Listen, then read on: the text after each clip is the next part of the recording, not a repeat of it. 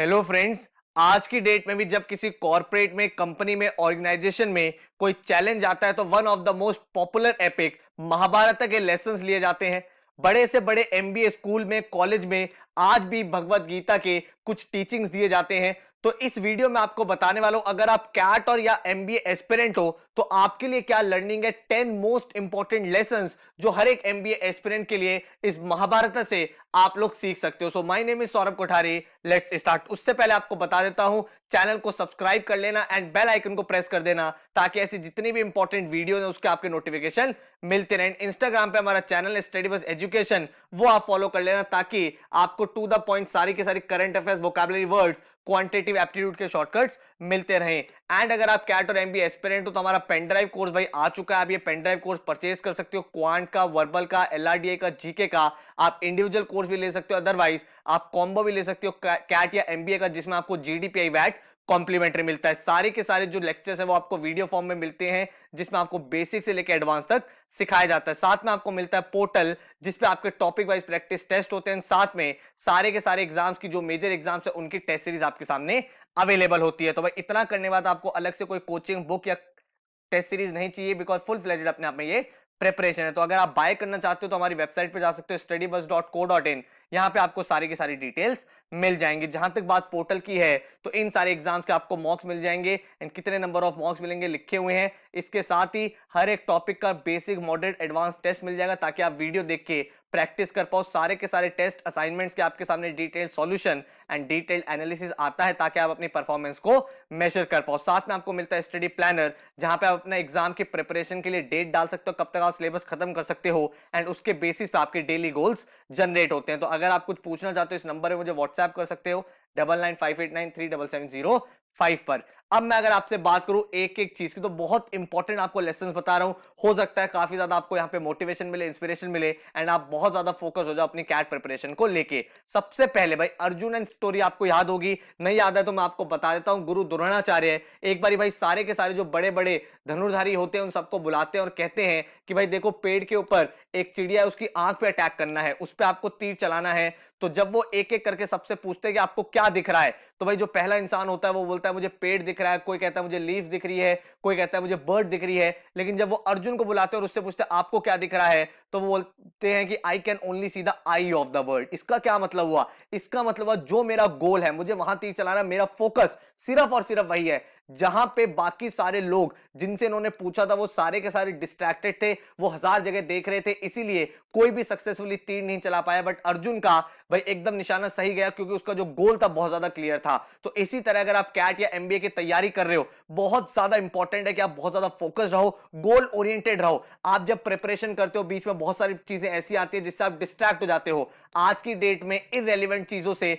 आपकी एनर्जी बहुत ज्यादा कंज्यूम हो जाती है, नेगेटिविटी आ जाती है, आपका फोकस आज तो है, कल डिस्ट्रैक्ट हो जाता है। आज आपने कोई चीज बनाई लेकिन कल आप कुछ और सोचने लगते हो। आज आपको लगता है एमबीए करूं, कल आपको लगता है मेरे से नहीं हो पाएगा। लेकिन ऐसा नहीं है। अगर आप अपने ड्रीम कॉलेज में जाना चाहते हो, टॉप एमबीए इंस्टीट्यूट में जाना चाहते हो, तो आपको यह मोटो याद रखना पड़ेगा that you also can see the I of the world. आपको पता होना चाहिए मेरा टारगेट क्या है। टारगेट है मुझे टॉप बी स्कूल में जाना। उसके बाद उस प्रोसेस से आपको जाना है, बीच में बहुत सारे अप्स एंड डाउन्स आएंगे, बट आपको अपना फोकस को लूज नहीं करना है। तो ये हमारी पहली लर्निंग है जो हम महाभारत से ड्रॉ करते हैं। इसके बाद देखते हैं transform your weakness into strength. बहुत सारे ऐसे स्टूडेंट्स आते हैं जो बार बार बोलते हैं हमारा क्वांट वीक है, मुझसे आरसी नहीं पढ़ा जाता, एलआरडीआई मेरे मतलब का नहीं है, मेरे से डी कोडिंग नहीं होती। तो हमेशा हमारे सामने कुछ वीकनेस होती है। बट क्वेश्चन ये है क्या दुनिया में इस समय कोई भी परफेक्ट है? There is a no perfect personality in this world. भाई पांडवास की अगर आप बात करोगे, उन्हें किंगडम से निकाल दिया गया था, कोई रिसोर्सेज नहीं थे, वो बेचारे 12 इयर्स तक पहले वो भाई पूरे घूमते रहे, उसके बाद 1 साल तक अगेन भाई वो घूमते रहे एंड उनके पास विदाउट एनी रिसोर्सेज। ऐसा नहीं है वो क्रिप करते रहे, ऐसा नहीं है अगर उनके पास वीकनेस थी तो भाई रोते रहे। उन्होंने अपने आप को ट्रेन करा, उन्होंने नई नई चीजें सीखी, युद्ध करने के तरीके सीखे, वॉर कैसे लड़ी जाती है ये सब सीखा एंड इस तरह से उन्होंने भाई सारे के सारे दिव्यास्त्र जो थे वो गेन कर लिए थे। तो आपको भी यही चीज समझनी है। अगर आपके पास वीकनेस है, बहुत सारे लोग डिफरेंट डिफरेंट एक्सक्यूजेस लेके आते हैं कि हमारे पास इतने रिसोर्सेज नहीं है कि हम यहां पे पढ़ सके, या फिर हमारे पास ये चैलेंज है, हमारे पास वो चैलेंज है, मेरा ऑफिस होता है, मेरा कॉलेज होता है। तो वीकनेसेस सबकी है, चैलेंजेस सबके हैं, बट क्या आपका माइंडसेट बिल्कुल करेक्ट है? अगर आपका माइंडसेट राइट होगा, आपको पता है कि मुझे एक वॉर जीतनी है, कैट एग्जाम को क्रैक करके मुझे टॉप इंस्टीट्यूट में जाना है, तो उस टाइम में फिर आपकी जितनी भी वीकनेस है आपको कोशिश करनी है कि सारी की सारी वीकनेस को आप अपनी स्ट्रेंथ में चेंज कर पाओ, ताकि भाई आप भी अपनी वॉर से जीत पाओ। तो विदाउट कंप्लेनिंग, विदाउट क्रिबिंग, आपका माइंडसेट बिल्कुल प्रॉपर होना चाहिए एंड आपको कोशिश करनी है अपने हर एक वीकनेस पे काम करना है। जो जो चैलेंजेस है उससे ओवरकम करके आपको एंड में उसका रिजल्ट दिखेगा, एक दिन में रिजल्ट नहीं दिखेगा। पांडवास को भी जब वॉर करनी थी तो 13 इयर्स वेट करा उन्होंने, उसके बाद वो वॉर करने गए एंड देन उसको जीते। तो आपको पेशेंस बिल्कुल लूज नहीं करना है, एक पूरा का पूरा प्रोसेस है, एक पूरी की पूरी चेन है, उसको कंसीडर करना है। जो भी वीकनेस है, जो भी चैलेंजेस है, जो सब्जेक्ट्स आपके वीक है, उसमें मेहनत करके उसको इंप्रूव करना है।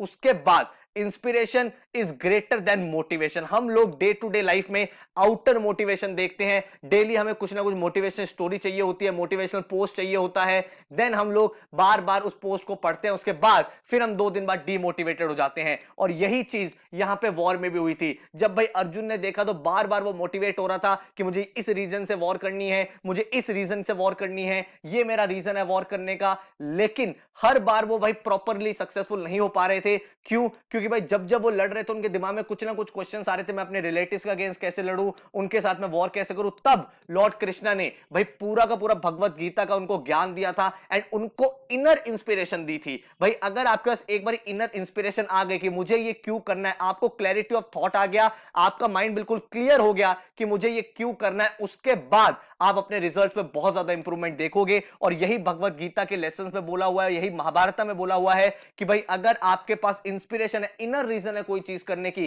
तो आपको आउटर वर्ल्ड में मोटिवेशन नहीं देखना है। तो यही चीज यहां पे हमें सिखाती है कि हमें बार बार ये नहीं है डेली बेसिस पे हमें इधर उधर मोटिवेशन पोस्ट पढ़ना पड़ रहा है। नहीं, आपके सामने एक इनर इंस्पिरेशन होनी चाहिए कि मैं अगर आज की डेट में टॉप एमबीए इंस्टीट्यूट में जाऊंगा तो भाई मेरे सामने सारे के सारे चैलेंजेस खत्म हो जाएंगे, मेरी ग्रोथ होगी, मेरी पर्सनल ग्रोथ होगी, मैं पर्सनली अपने आप को और ज्यादा ग्रूम कर पाऊंगा, टॉप एमबीए इंस्टीट्यूट में जाऊंगा, इससे मेरा बेनिफिट है। तो जब आपके अंदर एक कोर में इनर इंस्पिरेशन ड्रॉ हो जाएगी तो आप आउटसाइड वर्ल्ड में डेली मोटिवेशन देखना बंद कर दोगे एंड जो आपको टाइम टू टाइम एक नेगेटिव थॉट आता है वो ऑटोमेटिकली एलिमिनेट हो जाएगा एंड आपके अंदर एक पॉजिटिविटी हमेशा बनी रहेगी। इसके बाद अगर मैं बात करूं, dedication is always greater than capabilities. बहुत सारे लोग कहते हैं, हमारे सामने स्टूडेंट्स आते हैं, आपके सामने स्टूडेंट्स आते होंगे जिसके बारे में आप बोलते हो कि ये तो बहुत इंटेलिजेंट है, ये तो हाई आईक्यू का है, मैं तो बहुत एवरेज हूं, मेरा आईक्यू बहुत लो है। लेकिन फोकस, लेकिन डेडिकेशन, हार्डवर्क, ये सब लोग इक्वल कर सकते हैं, इवन आप ज्यादा भी कर सकते हो। अगर आपको पता हो अभिमन्यु की कहानी, भाई अभिमन्यु को पता तो था चक्रव्यूह में जाते कैसे, ये तो उन्होंने सीख लिया था, लेकिन चक्रव्यूह से बाहर कैसे निकलते हैं ये नहीं पता था। लेकिन स्टिल ही एंटर्ड, उन्होंने फाइट करा एंड उसके बाद जितने के जितने कौरवास थे उन्होंने अनएथिकल मींस यूज करके उनको हराया था। लेकिन उसके बाद उनका इतना नाम हुआ क्यों? क्योंकि उन्होंने बहुत मेजर आर्मी को नुकसान पहुंचा दिया था।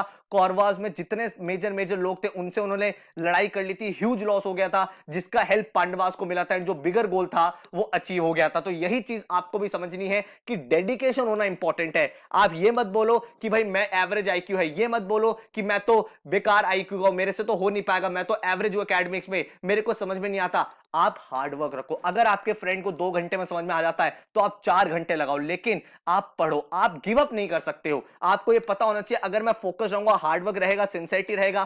कैट एग्जाम एक तपस्या है, आपको भाई यहां पे 100% डेडिकेशन, सिंसियरिटी, डिसिप्लिन के साथ काम करोगे तो डेफिनेटली आपको रिजल्ट मिलेगा। तो बार बार ये सोचना बंद करो कि यार मेरे से यहां पे नंबर नहीं आ रहे, मेरे से तो टॉपिक नहीं समझ में आ रहा, आज नहीं आ रहा। लेकिन जब आप उसी टाइप के क्वेश्चन 2-2 बार, 3-3 बार, 4-4 बार करोगे तो ऑटोमेटिकली आपकी कमांड बनती चली जाएगी एंड और कुछ नहीं है। ये बात कॉन्फिडेंस से समझ लो कि भाई कंसिस्टेंसी ही है जो आपको भाई यहां पे एग्जाम को क्रैक कराएगी। डेडिकेशन ही है, हार्डवर्क ही, there is no substitute of hard work. तो ये लेसन हमें यहां पे ड्रॉ करना है। बार बार ये नहीं सोचना मैं एवरेज हूं या सामने वाला इंटेलिजेंट है, मेरे 99 नहीं आ सकते, सामने वाले क्या आ जाएंगे। आपको ये सोचना है अगर मैं 100% फोकस रहूंगा, अगर मैं अपने गोल की तरफ जस्टिसफुल होकर पढ़ाई करूंगा, अगर मैं अनएथिकल तरीके से कभी भी अपने दिमाग में कोई नेगेटिव थॉट नहीं आने दूंगा, तो आप भी डेफिनेटली टॉप इंस्टीट्यूट में जा सकते हो, सारे के सारे एग्जाम्स को क्रैक कर सकते हो। इसके बाद कमिटमेंट इज द की। भाई बहुत ज्यादा इंपॉर्टेंट है ये फैक्टर। अगर आप देखोगे कौरवास में कोई भी भाई एक पर्सनल रीजन था, मैं ये इसलिए नहीं कर सकता, मैं वो इसलिए नहीं कर सकता, लेकिन जो पांडवास थे वो 100% कमिटेड थे। जब उन्होंने श्योर कर लिया कि हमें वॉर करनी ही करनी है, देन उसके बाद किसी ने कोई पीछे मुड़ के नहीं देखा। तो यही चीज आपको समझनी है यहां पे कि कमिटमेंट आप अपने आप से करो कि मैं नेक्स्ट 1 ईयर सिर्फ एग्जाम्स की तैयारी करूंगा, मैं अपना बेस्ट दूंगा। हमेशा हमारे सामने प्रॉब्लम्स क्या आती है, हम रिजल्ट्स के बारे में ज्यादा सोचते हैं। हम सोचते हैं मेरा कैट एग्जाम ऐसा हो जाए, मेरा अगर खराब स्कोर आ गया, मेरा अगर ये हो गया। तो हम जब बार बार रिजल्ट को अपना गोल बना लेते हैं तो हमारे सामने एक चैलेंज रहता है, उसके बारे में हम बार बार सोचते रहते हैं। रिजल्ट को एक बार ही गोल बना लो। आपने कहा मुझे आईएम जाना है, बहुत बढ़िया। अब आपको प्रोसेस से जाना है। अब आपको अपने आप को एक कमिटमेंट देना है कि 1 ईयर में मेहनत करूंगा कि वहां तक पहुंच पाऊं। अब डेली मैं बार बार वो नहीं सोचूंगा, अब मैं डेली सेल्फ इंप्रूवमेंट सोचूंगा। डेली मैं ये देखूंगा कल से मैं आज बेटर हुआ हूं कि नहीं हुआ। मैक्सिमम लोग जो तैयारी करते हैं कैट की, वो ये सोचते हैं मेरा 3 महीने में सिलेबस हो जाए। नो, आप ये सोचो मैं 3 महीने में किस तरह से अपनी पूरी पढ़ाई को प्लान करूंगा। मैं एक हफ्ते में अरिथमेटिक के 2 चैप्टर्स करूंगा, देन मैं अगले हफ्ते अरिथमेटिक के नेक्स्ट 2 चैप्टर्स करूंगा, देन भाई मैं नंबर सिस्टम स्टार्ट करूंगा, साथ में मैं डेली आरसी सॉल्व करूंगा, डेली में 1 आवर एलआरडीए सॉल्व करूंगा। तो जब आपके डेली गोल फिक्स्ड होंगे तो आप अपने गोल्स के लिए ज्यादा कमिटेड रहोगे, आप उनको अचीव करने की कोशिश करोगे। जब आप एक एक महीने 2-2 महीने का प्लान बनाओगे तो आप सोचोगे अरे यार चल कल कर लेंगे, अरे यार परसों कर लेंगे। तो ये चीज आपको यहां पे समझनी है कि इस चीज से आप अपने आप के साथ अपने कमिटमेंट को लूज करते चले जाते हो। इसीलिए बोला जाता है कि डेली बेसिस पे आपको मेहनत करनी है। तो डेली आपके सामने एक प्लानर होना चाहिए कि ये चीज मैं अचीव करूंगा, आज मैं इतना पढ़ने वाला हूं। Do not study by time, study bye topics. आप ये मत सोचो कि मैं डेली 3 घंटे पढ़ूंगा, मैं डेली 4 घंटे पढ़ूंगा। नहीं, आप सोचो मैं डेली एक टॉपिक करूंगा, मैं एवरेजेस आज खत्म करूंगा, मैं आज परसेंटेजेस खत्म करूंगा। अब वो परसेंटेजेस खत्म चाहे 2 घंटे में हो रहा हो चाहे 3 घंटे में हो रहा हो, आप उसको अचीव करोगे, अपने आप से कमिटेड रहोगे, तो आप देखोगे आपका सिलेबस भी फिनिश हो जाएगा एंड आप टॉप लेवल पे जाके काफी अच्छे एग्जाम्स में स्कोर कर पाओगे। उसके बाद अगर मैं आपसे बात करूं, passion is the best teacher. भाई बहुत सारे लोग ये सोचते हैं कि भाई मैं कैसे करूं, क्या करूं, सबसे इंपॉर्टेंट क्या है। देखो जब आप किसी एग्जाम की तैयारी करते हो, सबसे ज्यादा मान लो हम कहें एग्जाम की प्रिपरेशन में 100% रोल है, ठीक है, एग्जाम में आपको 100% अचीव करना है। इस 100% में जो ज्यादा अच्छे से आपका कोचिंग करा रहा होगा वो 30% मेहनत कर लेगा, जो एवरेज होगा वो 20% एफर्ट दे देगा, लेकिन 70 to 80% एफर्ट आपका खुद का होगा। कोई टीचर आपको कंटेंट दे सकता है, वो अपनी वीडियोस दे सकता है, लेक्चर्स दे सकता है, बुक्स दे सकता है, आपको पढ़ा सकता है, लेकिन पढ़ना आपको ही पड़ेगा।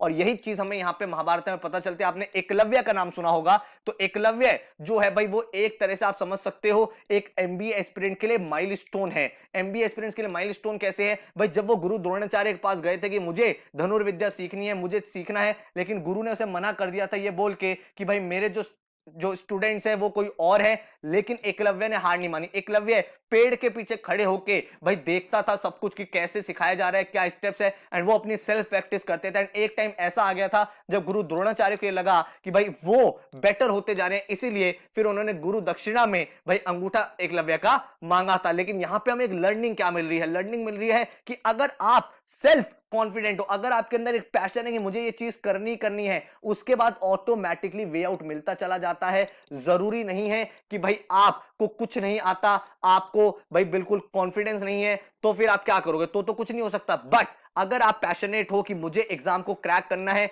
मेरे को जाना है, आपके अंदर एक सेल्फ बिलीफ है कि अगर मैं पढ़ाई करूंगा, मेहनत करूंगा तो एग्जाम क्रैक कर दूंगा, तो आप डेफिनेटली कर दोगे एंड आप अपने पैशन से अपने आप को बेस्ट टीचर दिलवा दोगे, सारे वे आउट्स खुद मिलने लगेंगे। तो अपने आप के साथ ट्रू रहो, अपनी प्रिपरेशन के साथ ट्रू रहो। ऐसा मत करो कि आज पढ़ रहे हो कल नहीं पढ़ रहे, परसों पढ़ रहे हो फिर नहीं पढ़ रहे। जब आपके अंदर एक डेडिकेशन होगी तो यूनिवर्स की फोर्सेस ऑटोमेटिकली आपको हेल्प करेगी to come out every challenge and आप ऑटोमेटिकली अपने करियर में, अपने एग्जाम में सक्सीड होते चले जाओगे। इसके बाद right strategy under the right mentor. मैंने जैसा आपको अभी बताया कि out of your 100% marks 30% role होता है एक बेटर कोचिंग का एंड 20% रोल होता है एक एवरेज कोचिंग का, बाकी 70 to 80% आपको एफर्ट डालना होता है। तो नीड क्या है, अगर आप प्रिपरेशन करते हो तो अगर आप महाभारत की बात सुनो तो महाभारत किसकी वॉर थी, क्या महाभारत पांडवास और कौरवास की वॉर थी? नहीं। अगर आप महाभारत के बारे में समझोगे तो that was a war between Krishna and Shakuni. भाई दो मास्टरमाइंड के बीच में वॉर थी, डिफरेंट डिफरेंट स्ट्रेटजीज हर बार चली जा रही थी, बहुत सारे एथिकल मींस महाभारत में यूज हुए हैं, बहुत सारे अनएथिकल मींस बहुत बहुत बहुत ज्यादा यूज हुए हैं,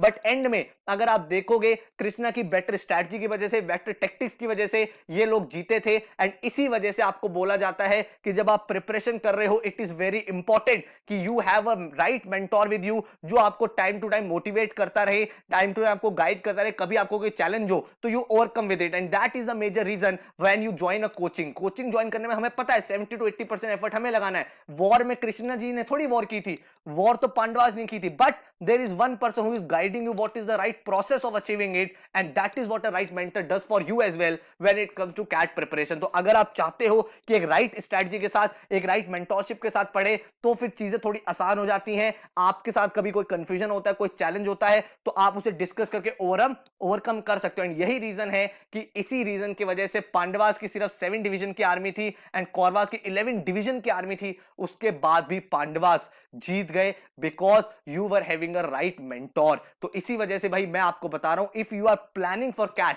तो it is very important there should be one person who is constantly inspiring you, constantly guiding you and with the right set of content. तो इसीलिए भाई हमारी लाइव क्लासेस और हमारी online classes, pen drive classes होती हैं। आप चाहो, आपको लगता है कि भाई हम लोग थोड़ा बेटर क्वालिटी दे पा रहे हैं तो आप देख सकते हो वेबसाइट पे studybus.co.in, यहां पे आप चेक कर सकते हो लाइव क्लासेस जो स्टार्ट होने वाले उसके बारे में भी, एंड आप चेक कर सकते हो पेन ड्राइव कोर्सेज के बारे में भी, जो आपको भाई पूरा का पूरा एक डायरेक्शन देगी आपकी प्रिपरेशन को, एक टाइम टेबल देगी, एक स्केड्यूल देगी एंड सही कंटेंट देगी, जिससे आप मिनिमम एफर्ट के साथ मैक्सिमम आउटपुट निकाल सकते हो। तो आप चेक कर सकते हो हमारी वेबसाइट पे।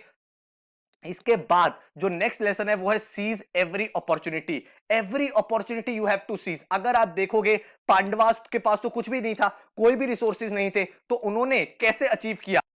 उन्होंने भाई अपनी सारी की सारी अपॉर्चुनिटीज को अंडरस्टैंड किया। अपॉर्चुनिटी का मतलब क्या हुआ? जब वॉर होने का टाइम था तो जो पांडवास के एलाइज थे, जो उनके दोस्त थे, वो लोग उनके साथ आ गए एंड देन उन्होंने अपने कॉम्पिटिटर को बीट किया। भाई कहने का मतलब यह है कि जब आप एक प्रिपरेशन की तैयारी कर रहे हो, आप कैट एग्जाम की तैयारी कर रहे हो, तो बीच में बहुत सारे चैलेंजेस भी आएंगे, बहुत सारी अपॉर्चुनिटीज भी आएंगी। तो आपको कोशिश ये करनी है सारी की सारी अपॉर्चुनिटी को ट्रैक करना है, सीज करना है। बहुत सारे लोग ऐसे आते हैं, हमें तो सिर्फ कैट एग्जाम देना है सर, मुझे तो सिर्फ आईएम में जाना है सर, मुझे तो सिर्फ इस वाले कॉलेज में जाना है। ऐसा मत सोचो।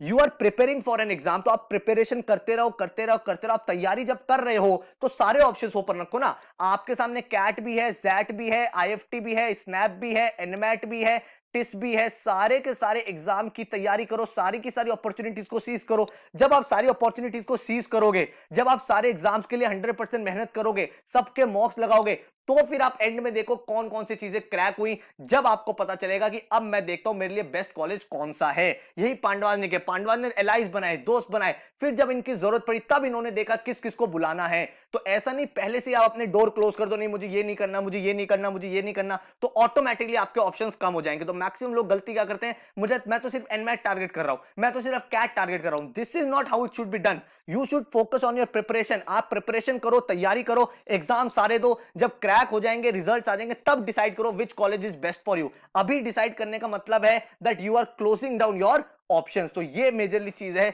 जो आपको यहां पे समझनी है। इसके बाद अगर हम नेक्स्ट लेसन देखें, jealousy will make you lose. भाई अगर आप अपने दोस्तों से जेलस रहोगे, मैंने बहुत बार देखा है लोग आते हैं कहते हैं मेरे साथ वाला जो है ना उसके तो इतने मार्क्स आ रहे हैं, मेरे तो सिर्फ इतने आ रहे हैं, मेरे साथ वाले के मॉक में तो 90 आ रहे हैं, मेरे तो सिर्फ 60 आ रहे हैं, मैं तो कोई शॉर्टकट देख लेता हूं, क्या मुझे कोई ऐसी शॉर्टकट मिल जाए जिससे मुझे मार्क्स आ जाए। बट ऐसा नहीं होता। अगर आप देखोगे महाभारत में तो दुर्योधन ने ऑलवेज कोशिश करी कि भाई मैं कोई शॉर्टकट कर लूं, मैं चीटिंग कर लूं, या फिर भाई वो ऑलवेज आपने देखा होगा जेलस रहा पांडवास के लिए। बट एंड में कौन जीता? एंड में वो जीता जो कंसिस्टेंट थे, जो हार्ड वर्किंग थे। आपको भी यही करना है। आपको आसपास वालों की कंपटीशन नहीं करना है। आपका कंपटीशन तो कैट एग्जाम है, उससे आपको जीतना है। तो साथ वालों की प्रिपरेशन कैसी चल रही है उस पर मत फोकस करो, आप सेल्फ एनालिसिस में चले जाओ। सेल्फ एनालिसिस मतलब आप ये मत देखो कि भाई मेरे साथ क्या प्रॉब्लम है। जब वॉर हुई थी पांडवास और कौरवास की, तो क्या पांडवास बार बार ये देख रहे थे कौरवास के बाद कितने लोग हैं, कितनी उनकी बैटल है, कितनी आर्मी है? नहीं, वो सेल्फ इंप्रूवमेंट कर रहे थे कि हमें अपने आप को ट्रेन करना है कि हम तैयार हो जाएं,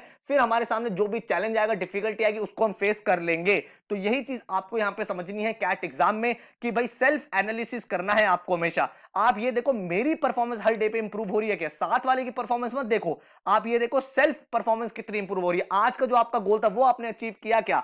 आज जो आपको मॉक देना था उसमें आपका इंप्रूवमेंट हुआ है क्या? आज आपके मॉक में लेट्स से सिर्फ 40 मार्क्स आए हैं, कोई चैलेंज नहीं है, अगले में 45 आए क्या? हर मॉक में 50 आए क्या? +5 से इंक्रीमेंट हो रहा है क्या?